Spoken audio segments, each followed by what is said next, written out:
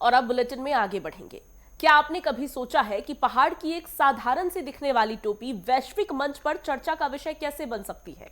जब दुनिया की नजरें इजराइल के वर्ल्ड होलोकॉस्ट रिमेम्बरेंस सेंटर पर टिकी थी, तब प्रधानमंत्री नरेंद्र मोदी के सिर पर सजी उत्तराखंड की पारंपरिक टोपी ने करोड़ों पहाड़ियों का सीना फक्र से चौड़ा कर दिया। 18वीं सदी की विरासत, शौर्य का प्रतीक और देवभूमि की अस्मिता।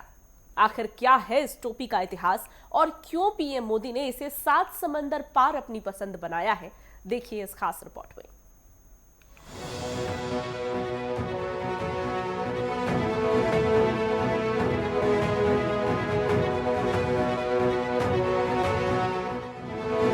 प्रधानमंत्री नरेंद्र मोदी अपने 2 दिवसीय इजराइल दौरे के बाद भारत लौट आए हैं, लेकिन उनके इस दौरे की एक तस्वीर सोशल मीडिया पर जमकर वायरल हो रही है।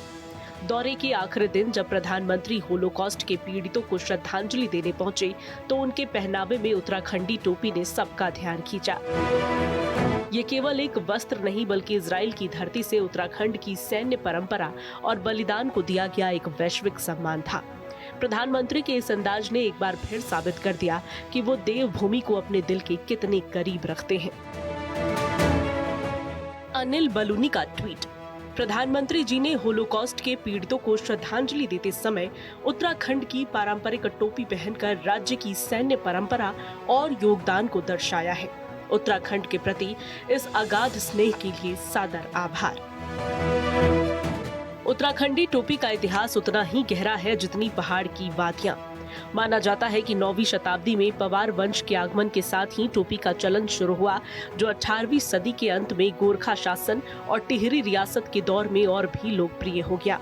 प्रसिद्ध चित्रकार मौला राम के दौर में जहां पगड़ी का चलन था, वहीं 1850 के बाद इस विशेष शैली की टोपी ने गढ़वाल और कुमाऊं को एक साझा पहचान दी। काले और भूरे रंग की ये टोपी तब और भी खास हो गई जब गढ़वाल और कुमाऊं रेजिमेंट ने इसे अपने शौर्य का हिस्सा बनाया। आज ये टोपी केवल बुजुर्गों की पसंद नहीं, बल्कि नई पीढ़ी के लिए मैरून और हरे रंगों में पहाड़ी अस्मिता का ग्लोबल ब्रांड बन चुकी है। पलायन और आधुनिकता की चकाचौंध के बीच जब हमारी पारंपरिक पहचान धुंधली हो रही थी, तब प्रधानमंत्री मोदी द्वारा अंतर्राष्ट्रीय मंचों पर इस टोपी के उपयोग ने इसे एक नई संजीवनी दी है। आज ये टोपी केवल एक परिधान नहीं, बल्कि अपनी जड़ों से जुड़ाव और अटूट स्वाभिमान का प्रतीक बन गई है। देवभूमि की इस टोपी ने आज यरूशलेम से लेकर दिल्ली तक अपनी चमक बिखेरी है। Desk report, network 10।